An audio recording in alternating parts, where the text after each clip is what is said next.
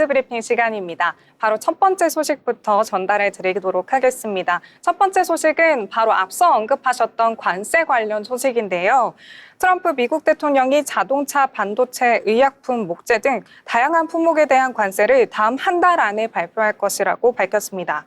그는 사우디아라비아 국부펀드 주최로 플로리다주 마이애미에서 열린 미래투자 이니셔티브 포럼 연설에서 이 같은 계획을 언급했고요.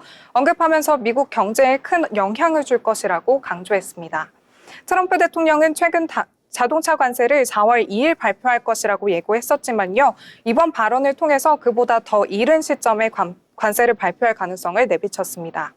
트럼프 대통령은 외국 기업이 미국에서 제품을 생산하지 않으면 관세를 내야 한다면서 미국 내 생산을 유도하는 정책이라고 다시 한번 설명했습니다. 또한 관세가 미국 재정에 수조 달러를 가져올 것이라면서 관세 정책의 효과를 강조했습니다. 이와 함께 바이든 행정부가 방출했던 전략 비축률을 신속히 채우겠다는 계획도 밝혔고요. 불법 이민자 단속과 추방 강화를 촉구하면서 유럽 국가들도 이에 동참해야 한다고 강조했습니다. 한편 트럼프 대통령은 중국과의 새로운 무역 합의 가능성을 시사하면서요. 시진핑 중국 국가주석의 방미를 기대하고 있다고 언급했습니다. 이에 따라 향후 미중 무역 협상에 관한 관심도 굉장히 높아지고 있는 상황입니다. 네, 두 번째 소식입니다. 중국 후판 제품에 대한 덤핑 방지 관세에 대한 기사입니다. 정부가 중국 5개사의 열간화변 후판 제품에 대해 약 28%에서 38%의 덤핑 방지 관세를 부과하기로 결정했습니다.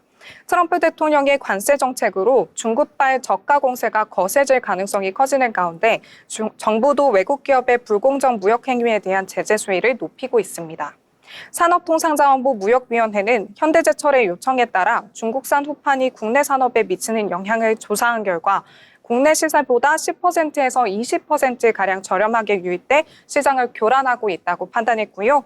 이번 예비관세 부과 조치를 내리게 됐습니다. 본 조사 후 최종 관세 부과 여부와 적용 기간이 확정될 예정이라고 하네요. 또한 기존에 시행 중인 중국과 인도네시아산 철강 및 석유화학 제품에 대한 반덤핑 관세도 유지하기로 결정이 났고요.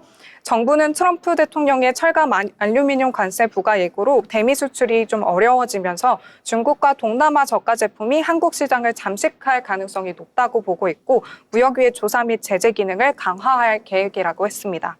무역위는 향후 불공정 무역 행위에 대한 조사 역량을 강화하고요. 덤핑 및 지적재산권 침해에 대한 대응에 조금 더 엄정하게 대응하겠다고 밝혔습니다. 세 번째 소식은요. 앞서 말씀드렸던 금 가격 소식인데요. 이번에는 국내 소식입니다. 요새 금값이 금값이라는 내용입니다. 국제 정세 불안 속에서 금값이 연일 상승하면서 금을 찾는 투자자들이 급증하고 있습니다. 이에 따라 일부 금거래소와 금은방에서는 골드바 품귀 현상까지 발생하고 있다고 합니다. 20일 서울 종로구의 한 금거래소에서는 골드바 재고가 모두 소진되었으며 판매원은 팔려고 해도 팔 게 없다면서 당분간 추가 판매가 어렵다고 밝혔습니다. 금 구매를 문의하는 손님과 전화가 끊이지 않는다고 하고요. 일부 매장에서는 실버바만 진열된 상황이라고 합니다. 투자자들은 금값 추가 상승을 기대하면서 적극적인 매수 행렬에 나서고 있습니다. 금 도매상들도 가격이 더 오를 것으로 예상하며 일단 더 가지고 있자는 분위기입니다. 금을 확보하려는 경쟁이 치열해지면서 금은방들은 금 최고가 매입 문구를 내걸고 구매 경쟁에 나섰고 일부 매장은 매입가를 실시간으로 조정해서라도 최대한 물량을 확보하려 한다고 전했습니다. 네, 이렇게 금값 상승 전망이 계속되는 가운데 금테크 열풍과 수급 불안정이 맞물리면서 금 시장의 긴장감이 더욱더 커지고 있다고 합니다. 네 번째 소식은 바로 금리 관련 소식인데요. 국내 금융시장 전문가들은 한국은행이 오늘 25일 기준금리를 0.25%포인트 인하할 가능성이 크다고 전망했습니다. 서울경제신문이 20명의 경제전문가를 대상으로 조사한 결과 80%가 하느니 이번 통화정책회의에서 금리를 3%에서 2.75%로 내릴 것이라고 응답했습니다. 전문가들은 내수 경기 침체 장기화에 대한 부담이 금리 인하 결정의 주요 요인이라고 분석했는데요. 금리를 내릴 경우 원달러 환율 상승에 부담이 있지만 경기 부양이 더 시급하다는 분석입니다. 올해 금리 인하 횟수는 2회가 유력한 전망으로 떠올랐고요. 응답자의 55%는 연내 2회 연하를 예상했고 3회 인하를 예상한 비율은 30%에 그쳤습니다. 이는 미국 연준의 금리 정책이 불확실한 상황 속에서 한은이 과도한 금리 인하를 단행하기는 어려울 것이라는 분석 때문입니다. 추가 금리 인하 시점으로는 5월이 가장 적정하다는 의견이 가장 많았고요. 연속 인하보다는 일정 시차를 두는 것이 시장 안정에 도움이 될 것이라는 견해가 지배적이었습니다. 또한 올해 경제 성장률은 1.6% 이하에 그칠 것이라는 전망이 70%를 차지했는데요. 이에 따라서 전문가들 절반 이상이 1분기 내 추가 경정 예상이 편성이 필요하다고 주장했고요. 적정 규모로는 15조에서 20조 원이 가장 많이 꼽혔습니다. 전문가들은 한은이 금리 인하와 재정 정책을 병행해야지 경기 침체 충격을 완화할 수 있다고 조언했고요. 앞으로의 통화재정 정책 방향에 대한 관심이 더욱더 쏠리고 있습니다.